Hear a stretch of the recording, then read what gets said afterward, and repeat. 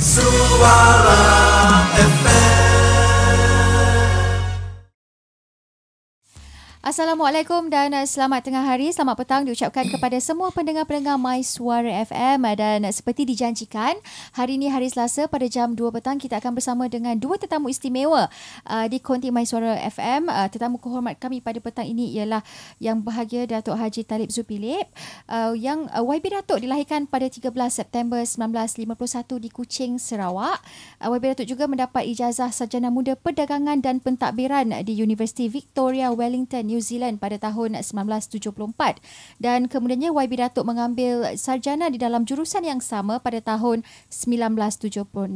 YB Datuk pernah berkhidmat di dalam pelbagai organisasi, antaranya di bahagian State Economic Planning Unit di Pejabat Ketua Menteri Sarawak pada tahun 1976 hingga 1980. YB Datuk juga pernah berkhidmat di Kementerian Sumber Manusia pada tahun 1980 hingga 1981. Selain itu, YB Datuk juga merupakan penilai pakar di Universiti Putra Malaysia Serdang dan juga pengerusi Kolej Segi Sarawak bahagian Hospitality dan Pelancongan. Ketika ini, YB Datuk merupakan Menteri Integriti dan Ombudsman di Jabatan Ketua Menteri Sarawak. Dan bersama kami juga pada petang ini ialah Pengarah Pejabat Jaringan Industri dan Kolaborasi Universiti Malaysia Kelantan, Profesor Dr. Balakrishnan Parasuraman. Profesor Dr. merupakan Profesor of Management, Human Resource and Industrial Relations di Fakulti Keusahawanan dan Perniagaan Universiti Malaysia Kelantan. Dan seperti yang semua orang sedia maklum, bahawa Profesor Dr. Balakrishnan Parasuraman pernah hadir ke konti My Suara FM pada 28 April 2017 untuk temu bual khas berkaitan dengan Employee Participation in Malaysia, Theory and Practices sempena Hari Pekerja 2017. Selamat datang diucapkan kepada dua tetamu istimewa kita pada petang ini, dan saya berharap kepada anda yang sedang mendengarkan My Suara FM ketika ini, anda akan mendapat manfaat dari perkongsian yang akan kami kongsikan kepada anda selama lebih kurang 1 jam ini. Dan aspek integriti begitu ditekankan dalam kehidupan, dan semangat untuk berpegang kepada integriti begitu dituntut dalam pelbagai aspek. Golongan mahasiswa juga tidak terkecuali bersesuaian dengan tajuk yang kita ketengahkan pada petang ini, kepentingan integriti sebelum dan selepas graduasi. Dan untuk anda yang mungkin tertanya-tanya apakah itu integriti, integriti ini berasal dari istilah bahasa Inggeris yang membawa erti keutuhan. Dari semua segi yang baik. Dalam bahasa Melayunya, ianya biasanya menjurus ke arah perwatakan seseorang. Dan maksud integriti juga mengikut Kamus Dewa Bahasa Dewan Bahasa dan Pustaka pada tahun 1985 ialah kejujuran dan ketulusan, kesempurnaan dan keutuhan. Dari maksud yang didapati dari kamus tersebut juga, integriti ini merupakan sifat jati diri yang merangkumi juga keikhlasan, keterbukaan, ketelusan, amanah, benar berpegang kepada prinsip, tidak mudah dipengaruhi, boleh dipercayai, boleh pegang cakapnya dan sebagainya. Begitu panjang sekali pembuka kata yang saya bukakan kepada pendengar My Suara FM hari ini. Okey, kita tak nak buang masa sebab kita ada lebih kurang 1 jam saja bersama dengan YB Datuk dan juga Prof. Okey. Ini berkenaan dengan pelajar. Kita mulakan dengan Prof dululah ya. Isu integriti yang selalunya pelajar alami mengikut pengalaman dan juga pandangan daripada Prof Bala sendiri. Okey, terima kasih Zahira kerana jumpa kami ke My Suara, dan juga selamat petang kepada YB Datuk Talib bersama dengan saya lah. Secara ringkas mungkin Datuk boleh terangkan lebih jelas lah. Cuma integriti ataupun sekarang dulunya etika lah. Ethics. Kita tahu Kementerian Pendidikan ada layout, ada I think 7 skill lah. Satu skill tu, kemahiran tu ialah ethics lah. Di mana kita akan terapkan dalam sistem pembelajaran dan pengajaran, di mana kita ajar. Jadi saya rasa ethics ni bukan bermula dekat universiti. Patutnya etika ataupun integriti ni kena start daripada sekolah rendah ataupun di rumah lagi lah. Semasa bayi, I think dahir pun kita nak start ethics. Too late kita ni. Tapi di peringkat universiti, saya rasa, ataupun di peringkat sekolah, saya rasa belia kena didedahkan lah. Apakah implikasi kalau beretika, apa you akan seorang beretika kan, apa dia punya akhlak dia macam tu. Saya rasa di sini I think religion play role lah. Kalau kita orang yang baik kan, orang beretika ke atau integriti, saya rasa Tuhan pun boleh balas kita yang baik. So itu sebab kita kena mendidik lah dari peringkat universiti ni. Saya kalau ajar tahun pertama, saya akan tekankan isu ethics ni. Even simple assignment, you copy pun tak ada etik. Maksudnya plagiarism kan. Sekarang ni banyak pelajar dengan ICT ni banyak buat easy, they plagiarize assignment semua tu pun bagi saya satu integriti yang tak baik. Itu sudah mencuri. Jadi mencuri semua tu berlaku dalam bentuk dan juga boleh berlaku di kalangan pelajar. Ponting kelas pun bagi saya satu etik tak baik. Tanpa alasan lah. Saya dah tekankan isu ni selama 23 tahun lah dalam universiti. Jadi daripada pandangan YB Datuk juga yang selalunya penjawat awam ni hadapi dengan masalah integriti. Terima kasih Zahira. Penjabat awam sentiasa tercabar oleh kerana kebanyakan mereka mempunyai kuasa. Setiap orang yang berkuasa akan menempuh cabaran rasuah. Oleh kerana sistem perniagaan, orang mahu cepat, dia bayar duit. Kadang-kadang memang ada yang nakal. Penjawat awam dari peringkat bawah sampai ke atas, dia slow. Dia sengaja melewat-lewatkan, jadi orang terpaksa bayar. Akan tapi masalah itu menular. Hari ini mungkin sedikit, esok nak banyak lagi. Itu masalah yang wujud sekarang. Bagi penjawat awam, bagi mereka yang dalam politik, semuanya kena menahan diri. Self restraint supaya tidak terlibat dalam rasuah. Okay. Jadi macam mana isu ni boleh wujud daripada macam kalau Prof sendiri di universiti dan YB Datuk juga di bahagian dah memasuki alam pekerjaan.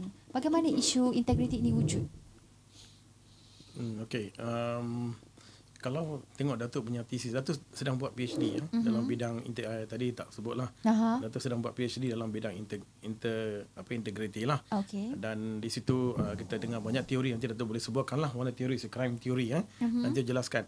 Saya rasa keinginan itulah dia tidak boleh kontrol sebab dalam ekonomi pun ada term kan, keinginan kita tak terbatas. Betul. Kita inginkan segala-galanya kan. Kita tak nak hidup apa yang kita ada. Patutnya what we have, we must be contented what we have lah kan. Tapi kita ni terlalu banyak. Jadi saya tengok sekarang ni pelajar-pelajar kita sekarang pun ada yang tidak didedahkan lah perkara-perkara ini secara yang macam seriously. Kita dalam peringkat kebangsaan kita ada SPRM, kita ni, tapi kita tak tunjukkan pada mereka apa implikasinya kalau kamu dah terima rasuah ke. Saya cakap rasuah ni bukan dalam bentuk wang. It can be bentuk bukan wang juga kan. Itu saya kata tadi, dia boleh buat benda-benda. Sekarang ni kita industri keusahawanan lagi teruk lagi sebab kita dah ajak mereka bisnes. Tadi Dato' pun cadangkan jadi ethics dalam bisnes, kita kena masukkan perkara itulah. Saya rasa itu penting lah. Okey, jadi macam selain daripada apa yang tadi YB Dato' ada jelaskan, mungkin boleh elaborate dengan lebih panjang lagi berkenaan dengan isu integriti ini sendiri. Apakah jenis-jenis isu integriti yang dihadapi sewaktu alam pekerjaan dan juga semasa sedang dalam pembelajaran? Okey, waktu menuntut perlu juga mempunyai integriti. Akan tapi cabaran tu tak setinggi oleh kerana tak ada kuasa. Tapi waktu menuntut boleh berlatih menjaga tahanan integriti. Umpamanya kalau kita mempunyai scholarship cukup untuk asrama, kalau tak ada duit sampingan, duit tambahan, kita pakai bas lah. Janganlah nak beli motorkar. Kalau dah nak beli motorkar, ada situ permulaannya. Orang tua mungkin tak mampu, tapi kehendak tu besar. Nak pakai handphone mahal, ini bukan mungkin. Ini kenyataan. Jadi akhir-akhirnya pinjam duit. Ini terjadi masa saya masih menuntut. Kawan ni suka hidup mewah sikit. Pinjam duit kiri, pinjam duit kanan, dah tu tak boleh bayar. Itu dah punca integriti yang kurang lengkap. Hidup mewah sebagai student, pinjam duit, memang dah tahu tak boleh bayar. $10 sana, $20. Jangan susah, I receive bila terima scholarship bayar. Tapi hutang kiri kanan bagaimana nak bayar? Itu permulaan. Jadi waktu menuntut perlu juga hidup sederhana sesuai dengan scholarship. Tapi ada yang mewah tu dah bekerja, apa lagi? Dah ada kuasa, tahan lesen sana, minta duit sini. Itu rosak. Ya. Jadi dari segi pandangan Prof pula bagaimana? Oh, saya pun lebih kurang je lah Dato'. Sekarang ni trend trend pelajar kita ni terlalu manja sangat. Dia tak nak bekerja. I mean part time lah. I'm talking part time kerja tak nak. Dia nak minta duit dari parents. And then lifestyle. Like Dato' cakap tadi kan, dia nak tukar handphone. Ada my student pakai handphone S7. Saya kata macam mana you dapat? My parents lah. Okay, tak apalah you dapat hadiah macam tu kan. Tapi what Dato' trying to say adalah kalau benda ni berlaku, tendency untuk mencari lebih itu memang ada. Sesuai danger now, our kids yang Z, itu saya ada bincang kan, Z generasi ni dia akan buat apa yang dia boleh buat. Tapi implikasi dia dia takkan ingat apa berlaku pada diri dia. So what we try to do now, I think bagi saya dalam kelas pertama tu, I akan emphasize ethics ni. You buat assignment, you buat seriously. Kalau fail pun tak apa. Tapi you akan nilai dengan baik. Saya akan puji you walaupun you fail ataupun you tak dapat, tapi you buat sendiri. Kalau you copy ataupun you try to do business like illegal, sekarang kita cakap business. Jangan salah faham. Keusahawanan ni bukan buat illegal and illegal, ada banyak term legal illegal. Jadi saya rasa benda ni semua kita kena bagi tahu awal-awal lagi kepada pelajar kita supaya mereka bila keluar. Tapi saya ingat Dato' boleh jelaskan kemudian kenapa lepas dia kerja baru dia terlibat. Banyak our graduan selepas mereka terlibat dalam kerja ke penjawat awam ke, bukan awam ke, memang terlibat dalam tu. Jadi saya rasa Dato' mungkin ada answer tentang itulah. Jadi itu saya rasa mungkin dah jelaskan kenapa berlaku selepas Selepas daripada graduasi itu sendiri kan. Dan saya rasa ada banyak beza juga antara zaman bergelar pelajar zaman dulu dan juga zaman sekarang. Apa yang Dato' boleh nampak sendiri perbezaan itu daripada segi dulu dan juga sekarang? Mungkin sebab dulu pun Dato' bergelar graduan juga. Yang meranjatkan saya ada satu kajian dibuat oleh SPRM, MACC, Suruhanjaya Pencegah Rasuah Malaysia. Dalam kajian yang dibuat oleh SPRM, 16% penuntut sanggup menerima rasuah. Suatu yang tinggi juga sebenarnya. Saya rasa kalau dulu memang tak ada research, tak ada. Saya rasa mungkin 20 tahun dulu jumlah yang sanggup tu mungkin lebih kecil. Lebih ramai yang jijik dengan perkataan rasuah dan perbuatan rasuah. Itu satu masalah yang timbul. There's something we have to worry about. Why students 16% according to MACC willing to accept bribe. There's no old study, but I believe in my generation people say yuck, bad. Jadi saya ingin nak ambil contoh satu. Ada seorang kawan masa sama-sama sekolah menengah, kalau dia pergi kedai, kita bagi duit suruh beli, yang lebih 5 sen pun dia bagi balik. Jadi beliau terlibat dengan pembinaan masjid di kampung. Orang bising, tuduh dia makan duit. Bila saya dengar, dah lama sangat dengar, saya cakap dengan orang kampung yang mulut becok. Saya kata, saya tak pilih mana-mana pihak.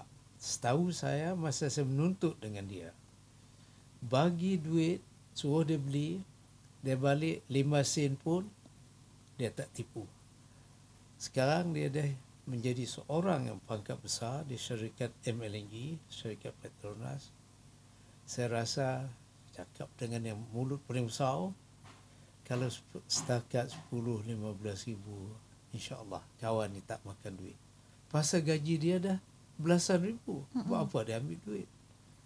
Mana you tahu? Masa menuntut dulu saya dah cakap 5 sen pun dia tak makan. Dek-dek sekarang gaji dah belasan ribu, buat apa? Jadi semenjak dia di bangku sekolah, ini seorang lulus, hinggalah beliau mendapat pangkat begitu tinggi.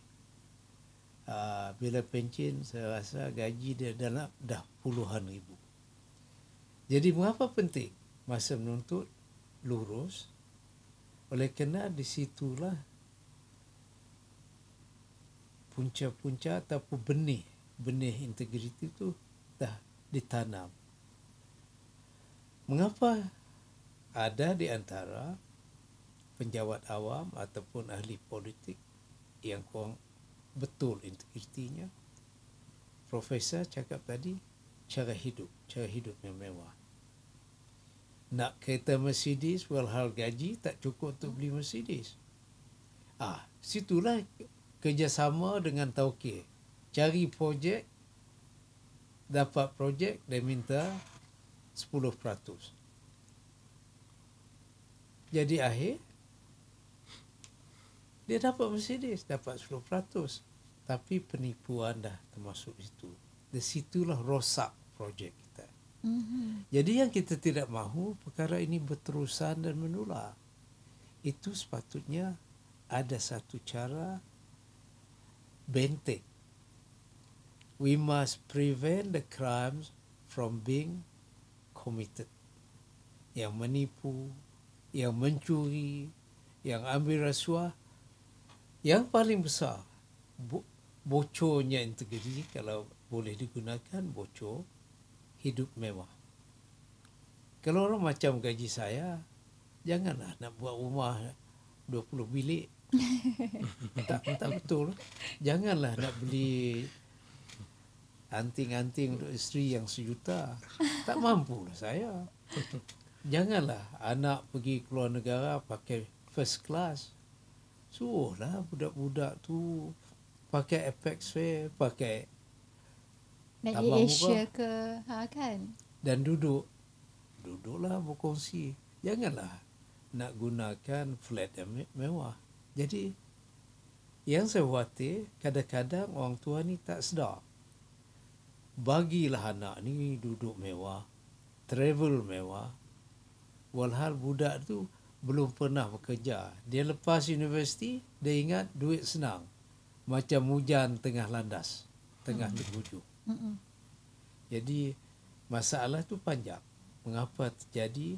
Jadi yang saya tekankan, jangan dibiar ianya menjadi.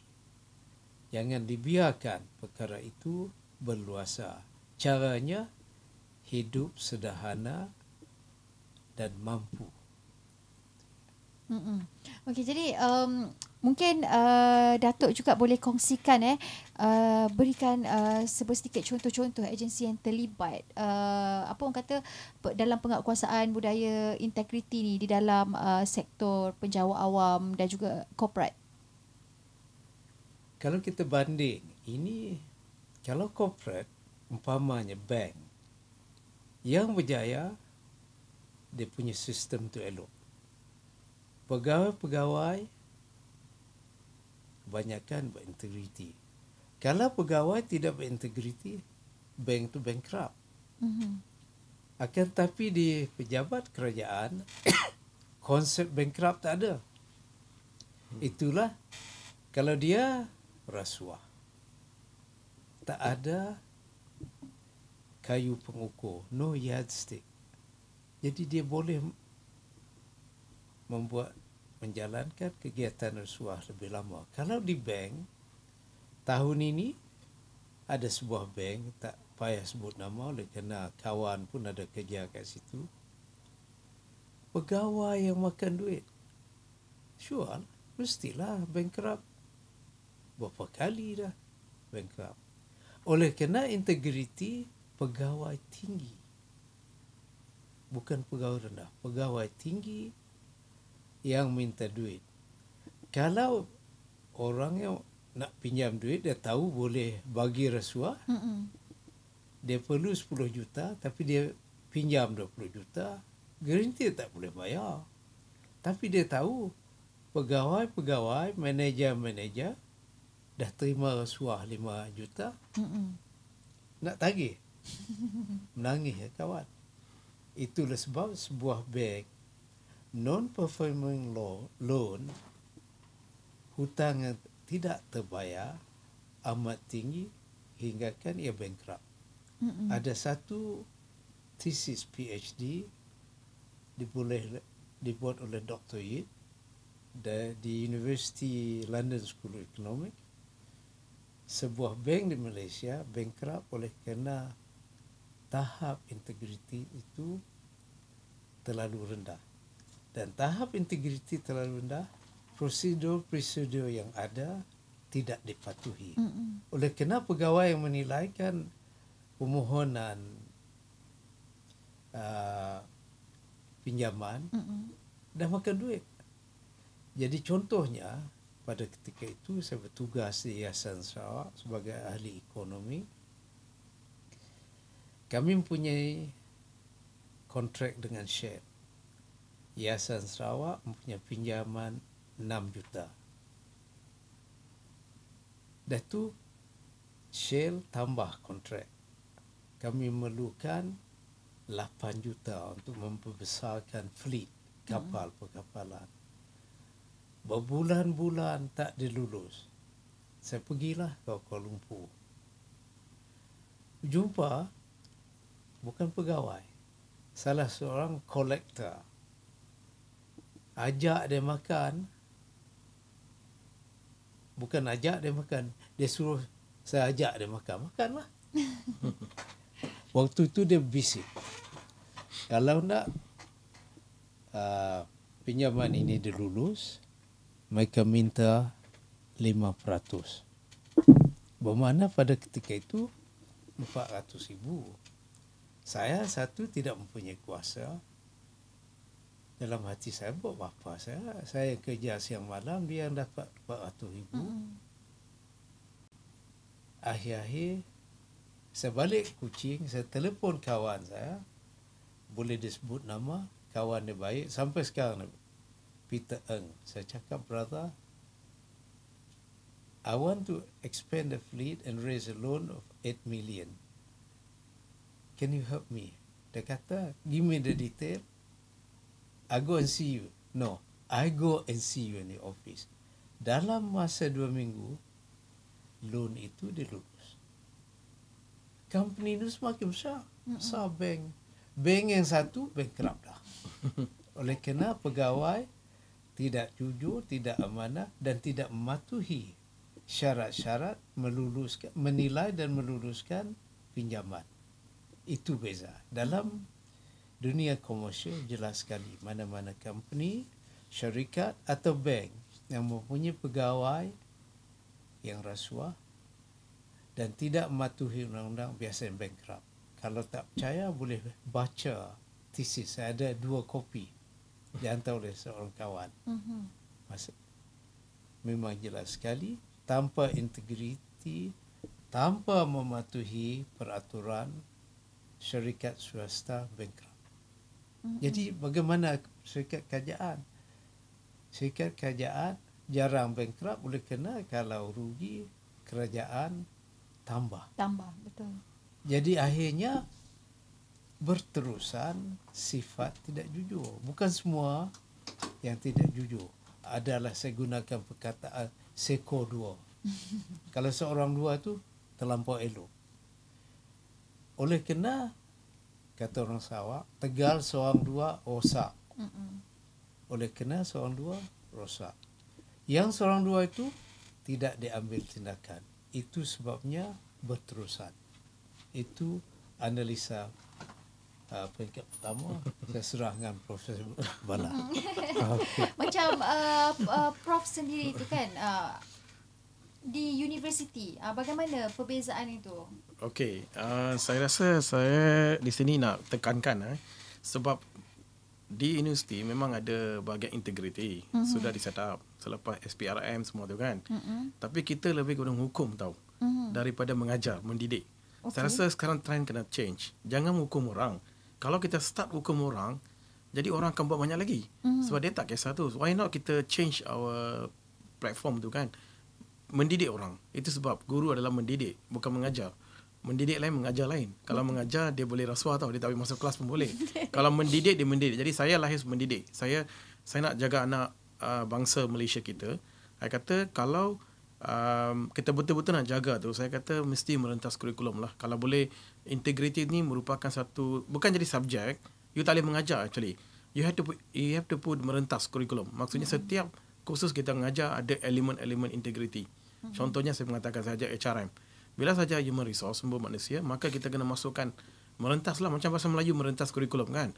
Macam tu. Jadi tanamkan nilai-nilai kepada anak-anak kita tu, bahawa kalau kamu dah merasa, jadi Datuk cakap kan, di sektor awam susah kita nak, walaupun kita dijatuhkan hukuman, tapi susah nak tangible, very difficult to see who terima rasuah, who tak terima rasuah. Very difficult you nak jatuhkan hukuman kan. So saya rasa dari awal lagi kita dah bagi tahu dia orang apa implikasi dia. Jangan kita kata kemudian mereka akan, saya selalu cakap macam ni. Saya cakap dalam kelas, you ada dua saja option sekarang. Either you keluar dalam TV dengan kejayaan, saya tengok, wah, Azman ini dapat first class honors, cemerlang dalam sektor ini. Either dua, you tutup you punya muka tu, you jalan. Ada banyak kes saya nampak. You my own friends, guru saya sendiri yang mengajar saya ni, pernah saya nampak dia menutup dan dia keluar dalam TV. I was so sad because he's a so good motivated teacher. Akhirnya jatuh juga walaupun he's a good person. Kerana apa? Ada elemen-elemen yang tak, macam jatuh cakap lah, ada yang tidak jujur, menggerakkan tidak hati. Bukan dia nak buat. Ada faktor-faktor dorongan yang lain yang menyebabkan dia jatuh. Tapi kita lah, dalam hal ini saya rasa pegangan agama sangat penting. Semua agama pun mengatakan berethics very important. Macam kami dari kecil kami jangan mencuri, jangan mempertahankan orang. Jadi kecil lagi kita dah ajar tau. Kalau you mencuri, ini hukuman dia. Hukum bukan dunia. Dia kena halami di akhirat nanti. Jadi you tak terlepas. Jadi saya rasa that kind of system kena. Jadi kalau Zahira tengok trend tu memang tak berlaku di universiti, nampak macam serius lah. Tapi benda ni sudah berlaku dalam bentuk lain. Seperti saya kata ponting kelas. Contohnya student ponting kelas, lecturer ponting kelas. Kita cancel kelas tapi kita tak buat. And then kita tak jujur. Bila kita bagi markah tak jujur. Kita tengok siapa budak ni. Sejak saya tak tengok. Sama ada Melayu ke, Cina ke, India ke. I never see that. You perform, I akan, buat terbaik untuk you. Jadi tapi macam dekat universiti juga kan, penubuhan rakan integriti mahasiswa dah masa tu ketika itu dicetuskan oleh Menteri Pengajian Tinggi pada tahun 2010. Ketika itu Datuk Seri Khalid Nordin dilancarkan pada 11 Mei 2010 di Universiti Malaysia Sabah. Jadi saya pasti bila dah dilancarkan rakan integriti mahasiswa ni di kalangan di universiti, bermakna pelajar-pelajar universiti sepatutnya dah alert dengan adanya isu integriti dan juga harus kita pegang untuk menjadi seorang yang berintegriti. Jadi isunya sekarang kan, macam mana kita nak tangani masalah integriti ni di kalangan pelajar, di kalangan pensyarah dan juga di kalangan penjawat awam dan juga ahli korporat, badan-badan korporat ni. Siapa nak jawab dulu? Datuk boleh? Okey.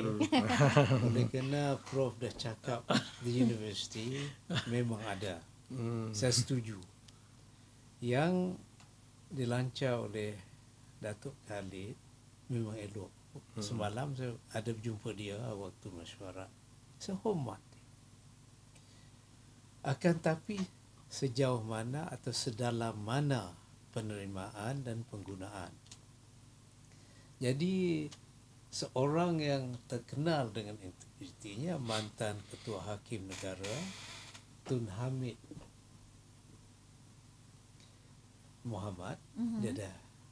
Saya selalu baca artikel-artikel beliau. Ada satu artikel yang one of the best artikel di seluruh dunia berkenaan dengan integriti. Jadi topik itu, you know integrity, do you have it? Jadi dua peringkat. Mengetahui integriti mudah. Boleh belajar, boleh baca buku. Tapi mengamalkan sebagai seorang yang mempunyai integriti itu lebih complicated sikit, lebih sukar, tapi boleh dicapai. Caranya bagaimana? Dalam artikel Tun Hamid tu, arwah bapa dia seorang guru, seorang imam tapi lulusan Masjidil Haram, dia belajar di Mekah. Cara dia, orang tu memang seorang ikhlas dan jujur. Diorang buat collection untuk membina sekolah. Jadi diorang buat collection untuk membina masjid kampung yang dah usang, membina semula. Jadi oleh kerana tuan imam itu tidak makan duit, orang percaya. Jadi soalnya beliau dah tua, dia pergi bersikal, nak bersikal. Adalah budak-budak yang berjudi. Dia tengok dia datang, budak lari bertempiaran. Dia bukan takut, hormat. Itu oleh kerana dirinya mempunyai integriti. Kalau kita mula di universiti, di sekolah, itu elok. Tapi mempraktikannya lebih suka, tapi jangan berputus asa. InsyaAllah, kalau kita amalkan, dapat. Saya bukan lulusan Al-Azhar, tapi dalam buat research, saya bertemu seorang ustaz. Ini di Mekah. Saya bersembang dengan saya, jadi saya ambil nota. Beliau mengatakan pada zaman Rasulullah sendiri memang orang khas, special. Integriti tinggi. Saidina Abu Bakar tinggi. Saidina Uthman tinggi. Saidina Ali tinggi. Saidina Umar seorang yang fierce. Jadi kalau nak baca semua contoh mungkin panjang. Dalam agama, Profesor Bala mengatakan dalam Islam, baru dia hantar mesej yang saya beberapa hari dulu, surah Al-Baqarah. Janganlah kamu makan hak dan makan hak rasuah, dan jangan menggunakan hak untuk memberi rasuah. Itu daripada Profesor Bala. Saya setuju oleh kerana ustaz pun ayat yang sama, surah yang sama. Jadi soalnya, do you know integrity? Ramai yang tahu. Contohnya dalam kajian saya, temu ramah saya, banyak yang mengatakan orang yang paling rasuah dalam dunia, dia tahu rasuah itu salah, mencuri itu salah. He knows integrity. Umpama dia kaya raya, dia tukang kebun kah, tukang masak kah. Kalau tukang masak tiap-tiap hari ambil gula 0.5 kilo, kalau dia tahu dia buang kerja. Betul. Ataupun tukang kebun tiap-tiap hari balik curi baja, dia buang. Walhal dia sendiri rasuah kiri kanan. Dia kata itu betul. Itu konsep, you know integrity but you have it. Jadi satu contoh, Saidina Umar pada satu hari dia minum susu unta. Dia kata sedap. Dah tu dia tanya, mana dapat susu? Susu unta tu yang di padang pasir. Unta siapa? Unta pembayaran zakat. Kalau begitu dia kata susu itu pun zakat. Dan sebagai seorang pemimpin, saya tak boleh minum susu itu oleh kerana ia zakat. Zakat bukan untuk pemimpin. Kalaupun dah diperah susu, bagikan orang miskin, orang yang memerlukan. Begitu tinggi nilai integriti zaman Rasulullah dan para sahabat. Di situlah kekuatannya. Jadi nak panjangnya cerita sikit, saya pun lupa tahun berapa. Saya bertemu pergi beli minyak atar. Bertemu seorang saudagar. Dia erti cakap Inggeris. Asal usul nenek moyang beliau Yahudi. Cakap bagaimana mereka masuk Islam. Dia melihat kepimpinan dan pentadbiran Rasulullah dan para sahabat begitu teratur. Itulah sebab nenek moyang mereka, beliau terpikat dengan konsep Islam. Oleh kerana pemimpin amanah, jujur dan teratur. Nenek moyang beliau memeluk Islam secara sukarela. Itu maklumat daripada beliau. Saya nak buat reka cerita tu tak berani juga pasal baru pertama kali bertemu dia waktu membeli minyak atar. Jadi kalaulah kepimpinan tu begitu kuat, integriti, pentadbiran pun kuat. Jadi kalau pentadbiran kuat, keadaan masyarakat, keadilan, social justice semakin meningkat. Jadi itu saya tanya dengan Ustaz, baca buku, cerita tu sama, jadi saya dapat terima. Itu dari segi, do you know integrity? Do you have it? Kalau ada integriti, diamalkan. Bukan setakat tengok tak dinding, integrity is our way of life, cara hidup. Tapi nak print tu, cari nak implement tu tak company buat. adik sendiri. Harga printing RM100, tapi bayangan adik sendiri 300, itu dah tak betul. Tak ngam, tak secocok. Okey, jadi macam Profesor Dr. Bala Krishnan juga kan, di universiti contohnya, ini ada persoalan daripada seorang pensyarah muda. Ini katanya ada di kalangan pensyarah muda yang lain yang sangat mudah memberikan markah terhadap mahasiswa, sedangkan mahasiswa tersebut tidak melepasi KPI untuk lulus. Dia kata, jadi persoalannya lah, dia kata, siapa yang menguatkuasakan budaya integriti ni di kalangan pensyarah itu sendiri? Okey, oleh kerana melibatkan kepada ethics of the lecturers lah. Saya rasa sebagai seorang pendidik, dia kena tahu sebagai pensyarah sama ada dia digelar, guru ni gelar semua lah, profesor ke apa, kita kisah. Pensyarah muda ni satu tendensi ialah mereka ni pelajar suka dengan pensyarah muda ni. Kerana macam ni, sebab mereka ni nak tahu pensyarah muda ni senang bagi markah. Alright, kadang-kadang mereka tak masuk kelas saya. Wah, takut, profesor je takut sebab dia kata susah dapat markah. Jadi, so bila dia masuk kelas macam tu kan, jadi kita sebagai seorang, bila kita sign agreement kan masuk sebagai pensyarah, you kena based on the merit lah, apa yang pelajar tu capai. Itu sebab kata, bila you bagi markah, jangan tengok agama, jangan tengok bangsa, jangan tengok kulit ke, jangan tengok siapa ke, ini cantik ke, nanti kau perempuan lelaki ke.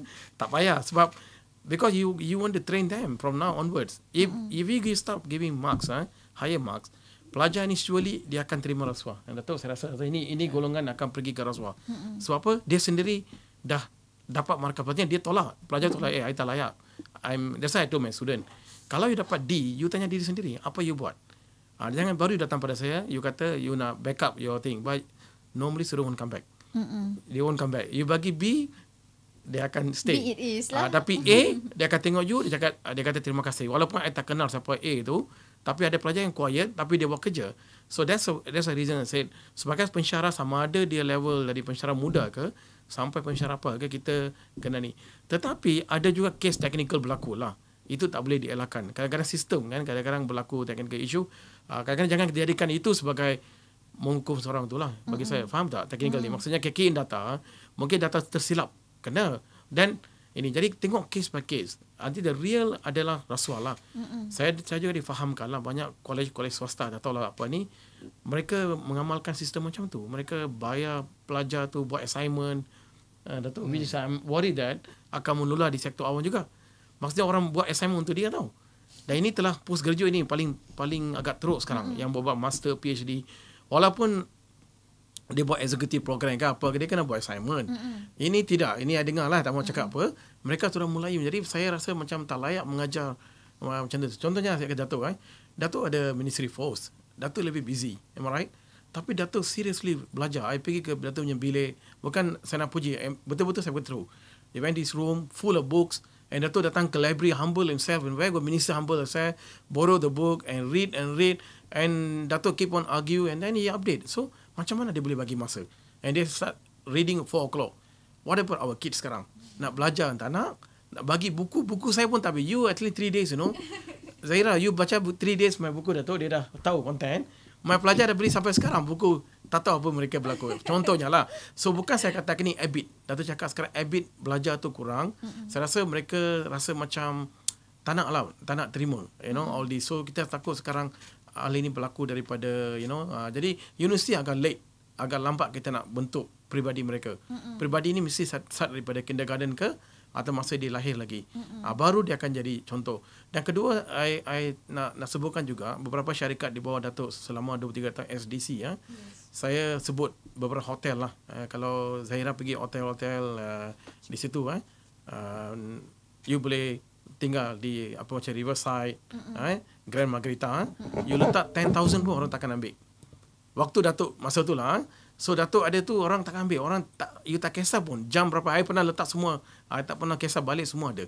Even they come and clean everything because dia orang dah masuk. Dan Datuk cakap kan, bukan retorik, bukan just written on the form, on the board, tapi masuk dalam hati kita. Jati diri tu dah ada jati dekat diri. hati. Sama juga you cakap tadi kat Datuk Khalid kan, it's good idea, but activity tak ada. Apa aktiviti pelajar buat sekarang ni? Yes. I keep on telling MPP, Majlis Perwakilan Pelajar, apa you buat untuk you punya anak buah? Aktiviti kena banyak buat yang melibatkan panggil macam Datuk, orang macam Datuk, sharing knowledge.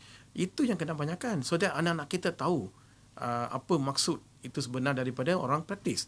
Orang yang telah berjaya praktiskan benda-benda macam tu. So it's not that easy, integrity you nak. Tapi orang yang praktis seperti dia yang boleh jadi. Lepas tu Datuk dapat award, saya boleh katakan reward daripada Tuhan, Datuk dinaikkan menteri. Kerana apa? Datuk jujur dalam segala halnya tu. Jadi boleh kerana, dan saya nampak dalam corporate world, even I baru balik ke Sarawak, even driver told me, Datuk ada memang everything on order. Even driver they feel like so proud to say that. So what do you mean that? This mean that people downline sudah tahu apa tu integrity. So these are the thing we have to emphasize lah. Okay, jadi macam dekat sini kan yang melalui pembacaan saya lah kan, Transparency International ada keluarkan laporan setiap tahun yang mana tajuknya adalah berkenaan dengan Corruption Perception Index, yang mana juga mereka mendapati persepsi korupsi negara kita ni di tangga 55. Persoalannya, apakah persepsi ini mencerminkan realiti situasi sebenar di negara kita, di dalam sektor pendidikan dan juga dalam dunia korporat dan juga sektor awam? Okey, saya dah terlibat dengan Transparency International lah, mungkin dah 20 tahun. Mereka mempunyai satu set kriteria. Bukan saja dia tengok tertulis, tidak. Dia interview mungkin beribu orang. Pandangan mereka ini dicantum, diraung kata orang Sarawak. Dia buat satu kajian, jadi dia boleh bagi nombor 1, nombor 2, nombor 3. Umpamanya, di New Zealand yang tinggi, Sweden, Denmark semua tinggi. Saya dulu menuntut di New Zealand. Seorang MP, dia chairman satu perbadanan. Dia pergi kedai, dia beli seluar dalam, silk, boxer short. Dia gunakan kredit card perbadanan, bayar $80 New Zealand waktu itu dalam RM200. Beliau dipaksa berhenti kerja. 2-3 tahun yang lepas, seorang menteri pergi ke Australia, menteri New Zealand. Dia beli minuman untuk pasangan dia, untuk relax, menggunakan kredit kad kerajaan. $80 New Zealand. Nilai kurang lebih RM200. Bila diketahui, dia dibuang kerja. Begitu strict. Jadi kalau secara umum masyarakat berbuat demikian, orang tanya masa interview, masa survey, dia kata, what is your perception of corruption in New Zealand? 1, 2, 3. 1, okay, 1. Yang menjadi penilai itu bukan Transparency International, tapi rakyat sendiri. Jadi di Malaysia kata 5,000, di New Zealand pun 5,000, di Sweden pun 5,000. Jadi kalaulah menurun, we have to ask question. Why we are tangga 50? Mengapa Singapura tangga nombor 4? Itu kita kena soal diri sendiri. Why we score badly on transparency index? Itu soalan yang kita tanya. Bahkan tahun lepas menurun. Kita tak boleh blame siapa-siapa. Yang menilai itu rakyatnya sendiri. Kalau dalam organisasi dia cakap chairman tu makan duit ke kanan, kalau ada penilaian. Tapi biasanya kalau bos tu honest, budak-budak dia tak bengak, dia tak bodoh. Bos elok, dia cakap elok. Bos makan duit, cakap makan duit pada lazimnya. Jadi soalannya transparency index kita dah menurun. Satu keadaan yang harus kita fikir. Okey, jadi Pelan Integriti Nasional juga kan diperkenalkan kerajaan melalui mantan Perdana Menteri Malaysia ketika itu, iaitu Tun Abdullah Badawi pada 23 April 2004. Dalam pelan ini juga menegaskan bahawa keluarga adalah unit paling asas bagi pembentukan budaya integriti ni. Jadi mungkin YB Datuk boleh berkongsikan dengan pendengar ni, sebab rata-ratanya macam kita rakyat biasa ni, kita tak mengetahui bagaimanakah kehidupan seorang menteri ataupun orang-orang di atas kita kan. Mungkin Datuk boleh kongsikan pengalaman Datuk sendiri dalam membimbing keluarga dari segi penerapan nilai integriti ni di dalam keluarga itu sendiri. Okey, kita betulkan saya pun orang biasa. Hanya tugas ya. Tugas sebagai menteri. Okey. Dalam keluarga saya rasa mudah. Oleh kerana anak-anak kita memerlukan contoh, role model. Kalaulah umpamanya saya mempunyai jam Rolex, anak pun nak ikut jam Rolex. Tapi saya tak ada jam Rolex. Saya kebetulan hari ni tak pakai jam pun. Oleh kerana tak payah pakai jam sekarang. Handphone dah ada jam yang lebih tepat. Contoh. Kalau anak nak melihat orang tua dia hidup sederhana. Kedua, yang saya cakap tadi, bergurau, tengah bergurau. Kami dah pindah ke rumah tu dah 25 tahun. Rumah tu masih sama. Kerja dah tukar, tak apalah. Tukar. Perabot pun baru bertukar tahun lepas. Oleh kerana kita ada kucing, kata orang Sarawak, ada pusat. Kadang-kadang nak bagi tahu dengan kucing jangan rosak, dia tak erti. Dia tak faham. Dia tak faham. Hantar balik ke kedai. Kedai cakap kayu pun dah buruk, terpaksa beli baru. Tapi janganlah tiap-tiap tahun nak tukar perabot. Jadi mahal lah. Rumah begitu, rumah hidup sederhana. Kita tak boleh menafi rezeki daripada Allah Ta'ala. Rezeki itu ada, tapi tidaklah mampu nak buat rumah 6-7 juta dan tukar perabot 50,000, 60,000 tiap-tiap tahun. Jadi hidup sederhana. Waktu anak menuntut, cakap pada anak-anak, kita bukan orang kaya, rezeki ada. You all pergi overseas, you kerja. Semua kerja. Hinggakan yang bungsu sekali, Prof. Bala kenal. Dia nak pergi Australia. Dia kata, I want to go to Australia. Saya ada duit ke? No? Saya pergi Australia, saya kerja dia. Saya beli dia. Erti ke kerja? Kakak, yang tua sekali, kerja. Yang nombor 2 kerja, yang nombor 3, yang bungsu pun ikut. Sampai ke peringkat masters. Dia biayai pengajian dia. Pendidikan dia sendiri. Adalah kita sebagai orang tua, biar tengok muka dia. Kita tambah sedikit. Tapi tidak memerlukan belanja yang besar oleh kerana mereka dah dididik You work for your education. Bukan nak menyeksa, bukan. Nak mendidik. Oleh kerana bila mereka dah lulus nanti, dia kerja. Kalau bergantung orang tua sentiasa, dah kerja pun nak bergantung lah.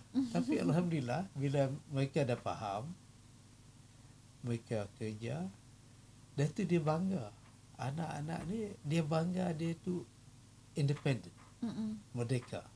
Bukan merdeka dia tak dengar cakap kita, tapi dia bangga dia tidak memerlukan duit orang tua dia untuk mencari kelulusan.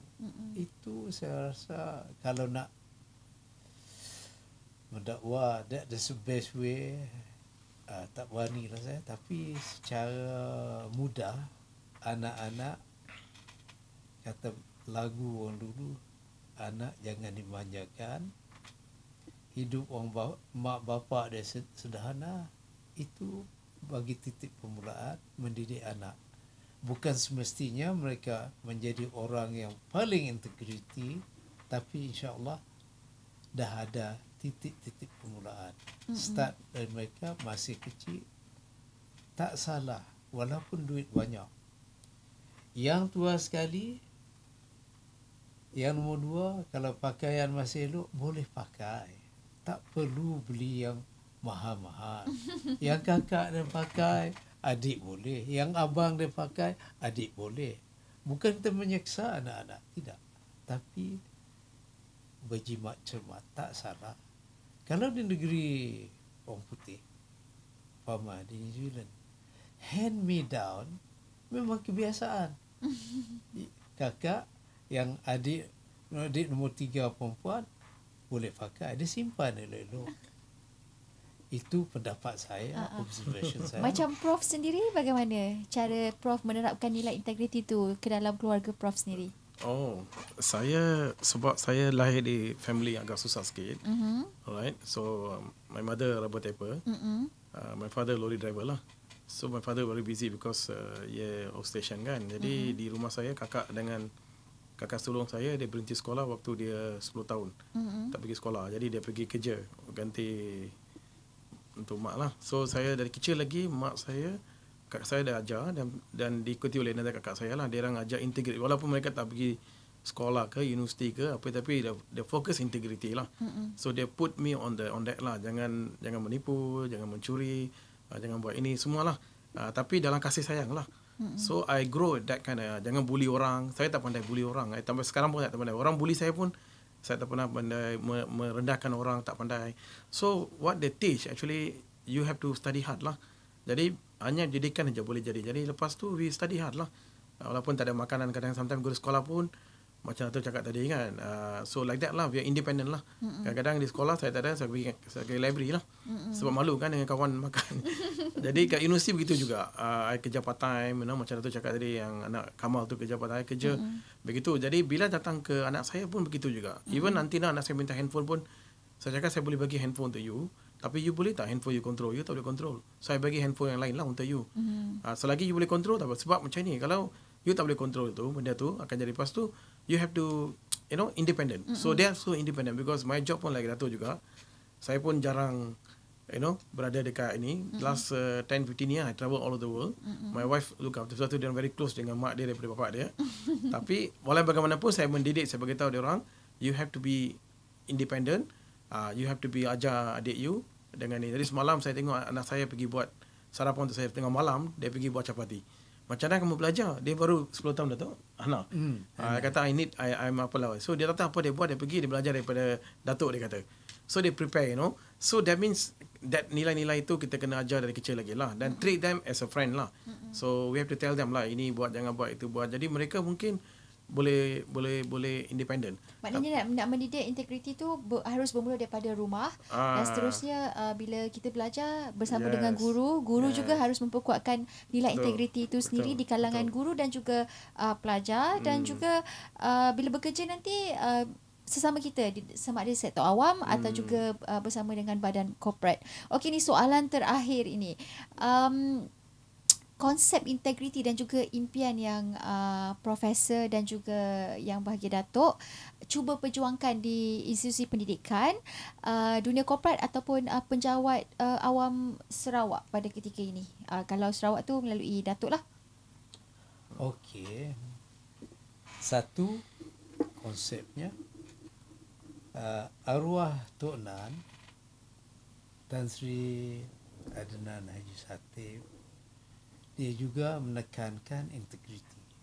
Dia kata siapa yang terlibat dalam rasuah harus berhenti. Dia buat ni pledge, janji tidak akan terlibat dalam rasuah. Beliau meninggal, Datuk Abang Haji Johari, Abang Jo, seorang yang terkenal dengan integriti. Oleh kerana beliau jadi menteri mula-mula dulu, secara kebetulan saya juga setiap tetap pegawai dalam, saya dah tahu dengan cara beliau tidak pernah minta rasuah dan menerima rasuah. Apabila beliau mengambil alih tugas sebagai Chief Minister, beliau mengadakan ikrar bebas rasuah dalam tak sampai sebulan. Salah satu kerajaan, hanya kerajaan yang telah membuat ikrar bebas rasuah begitu awal. Jadi tugas saya ialah memastikan cita-cita Yang Amat Berhormat Ketua Menteri untuk mewujudkan satu pentadbiran berdasarkan integriti, jujur dan amanah dan urus tadbir yang teratur. Integrity and corporate governance.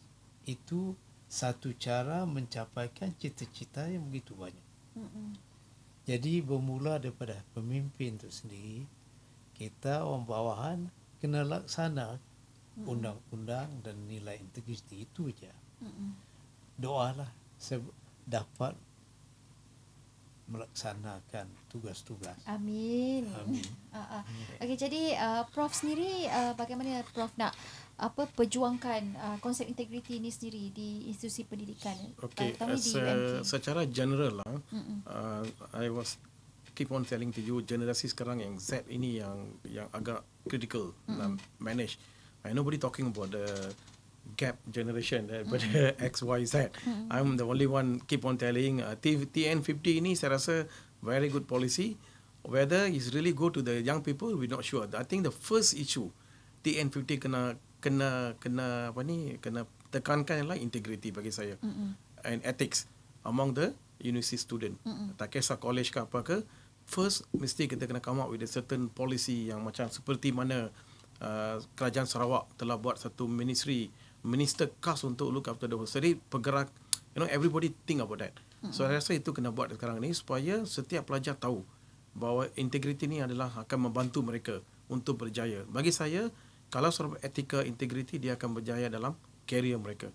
Surely will bless the God. And saya sebagai contoh, saya kerja kuat, saya tak buat angki-pangki semua, dan saya juga sama naikkan lebih kurang macam tu juga, saya pun jadi pengarah kerana based on our performance and truthful lah. Integriti tu penting maknanya. Sangat penting. Sangat penting dalam harus kita letakkan sebagai orang kata asas dalam kita membentuk diri kita. And as a parents juga saya rasa walaupun kita mungkin kita terleka seketika dari mendidik anak kita dari segi kuatkan jati diri ataupun berintegriti ini, insya-Allah belum terlambat lagi untuk kita meneruskan cita-cita ini dalam menuju orang kata menjadikan anak-anak masa depan ini sebagai seorang yang berintegriti, dan juga kita harus bebas daripada rasuah dan sebagainya. Jadi terima kasih banyak-banyak diucapkan kepada dua tetamu istimewa saya pada petang ni. Kita terlajak sikit 10 minit daripada pukul 3 petang.